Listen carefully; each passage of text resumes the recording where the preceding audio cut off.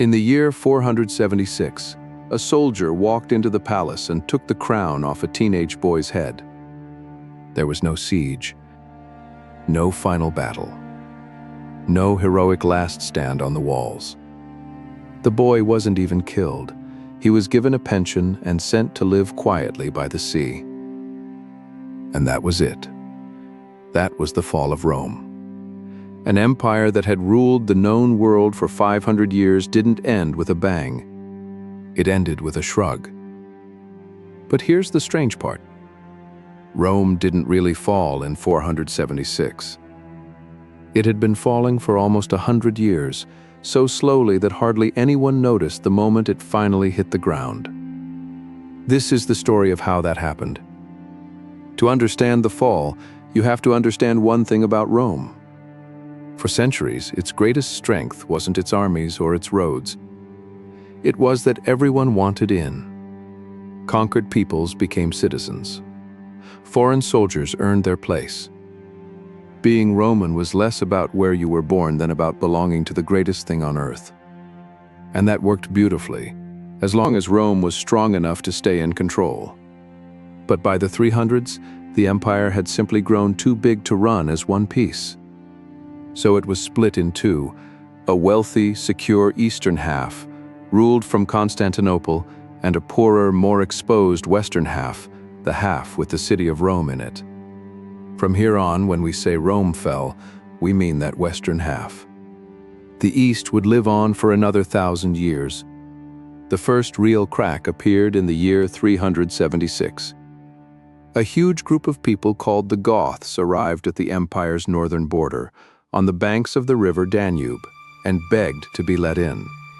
They hadn't come to attack.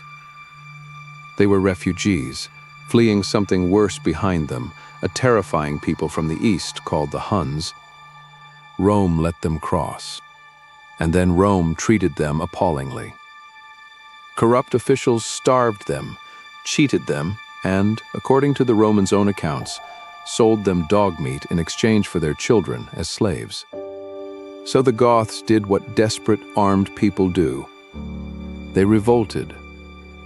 In 378, a Roman emperor marched out to crush them, and instead his army was destroyed. The emperor himself was killed, his body never found. It was the worst Roman defeat in centuries, and it revealed something that could never be unrevealed. The barbarians could beat Rome in open battle.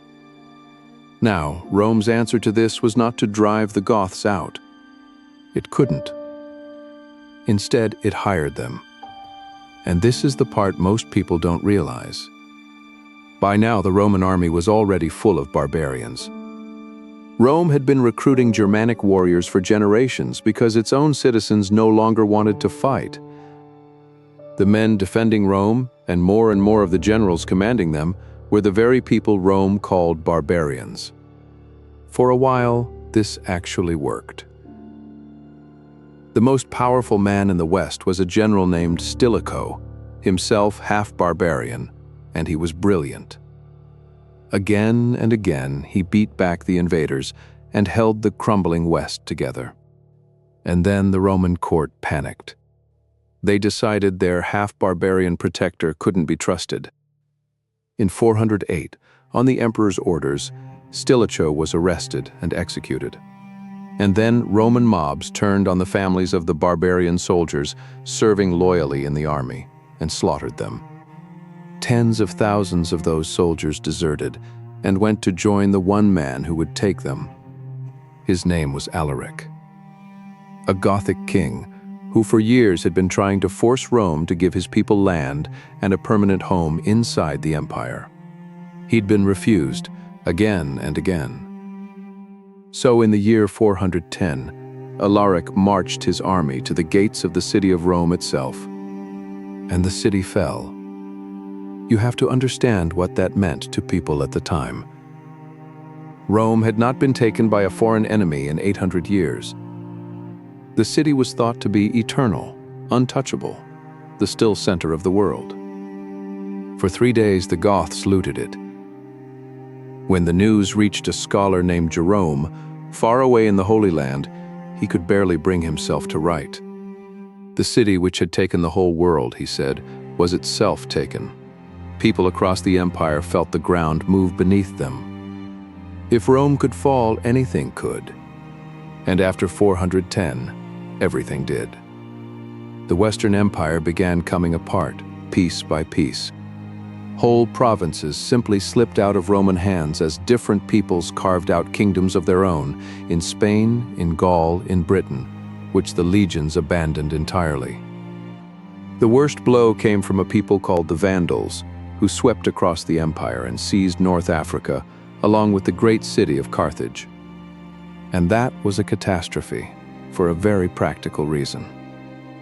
North Africa was the West's breadbasket.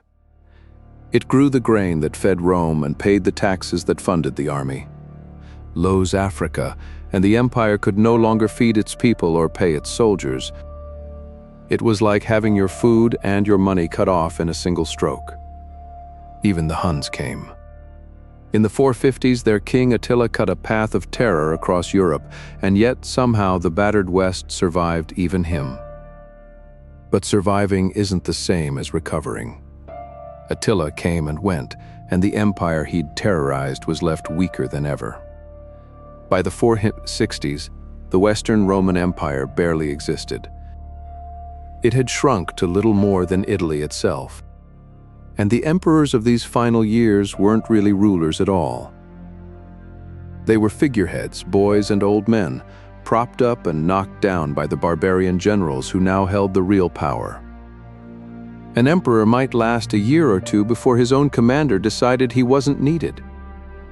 The empire had been hollowed out so completely that the shell was all that was left. Which brings us back to that teenage boy. His name, unbelievably, was Romulus Augustulus. Romulus, the name of the man who, legend said, founded the city of Rome more than 1,000 years earlier. Augustus, the name of its very first emperor. The last person to rule the Roman West happened to carry both of those names at once. And Augustulus wasn't even a real title. It was a nickname. It meant the little Augustus, a mockery. He was a puppet put on the throne by his own father. And in 476, a Germanic officer in the Roman army named Odoacer decided the game wasn't worth playing anymore. Odoacer's soldiers wanted land in Italy. When the boy's father refused them, Odoacer had him killed, marched on the court, and deposed the boy. But he didn't crown himself emperor. He didn't even bother to appoint a new one. Instead, he did something that tells you everything about how far Rome had fallen. He gathered up the imperial crown and robes, the symbols of Roman power, packed them up, and shipped them east to Constantinople with a message: the West doesn't need its own emperor anymore. Just make me the man in charge of Italy. And nobody fought him. There was no army left to fight him. The office of Roman emperor in the West, which had existed for 500 years, simply was never filled again. So did Rome fall in a great battle?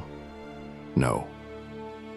That's the thing people get wrong about the fall of Rome. There was no single dramatic ending, no gate battered down while heroes died on the walls.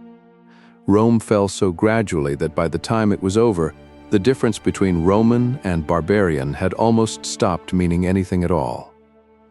The people who conquered Rome wanted to be Roman. Many of them already were. They'd worn its uniform, spoken its language, sworn its oaths. Odoacer didn't destroy the Roman world. He went on living in it. He just stopped pretending it needed an emperor. Rome didn't die in the year 476. It had been dying for 100 years. And in the end, it didn't so much fall as fade, until one ordinary day, a soldier looked at the crown, decided it no longer meant anything, and quietly put it away.